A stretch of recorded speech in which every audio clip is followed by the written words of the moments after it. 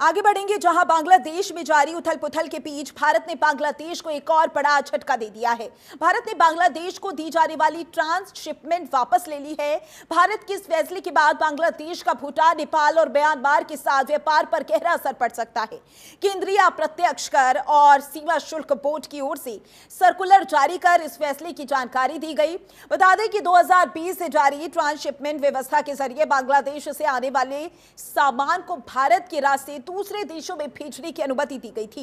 ये सामान जमीन के रास्ते भारतीय बंदरगाहों और हवाई अड्डों तक पहुंचता था, जिसके तहत बांग्लादेश अब तक भूटान, नेपाल और म्यांमार में आसानी से अपने ये सामान बेच पा रहा था। लेकिन अब भारत की ओर से ये सुविधा बंद कर दी गई है।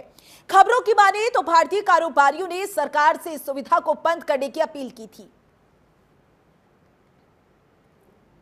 तो ग्राफिक के जरिए अब आपको बताते हैं कि क्या है ट्रांसशिपमेंट व्यवस्था।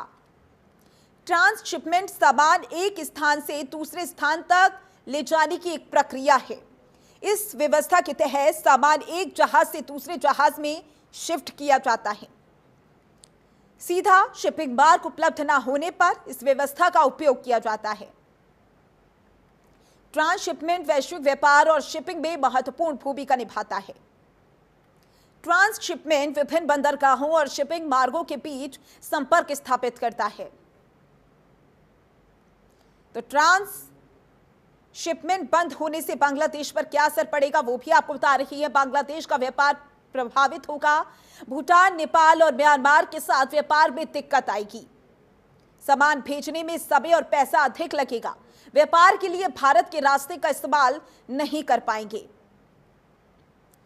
ट्रांसशिपमेंट बंद होने से भारत को क्या लाभ होगा वो भी आपको बता रही है।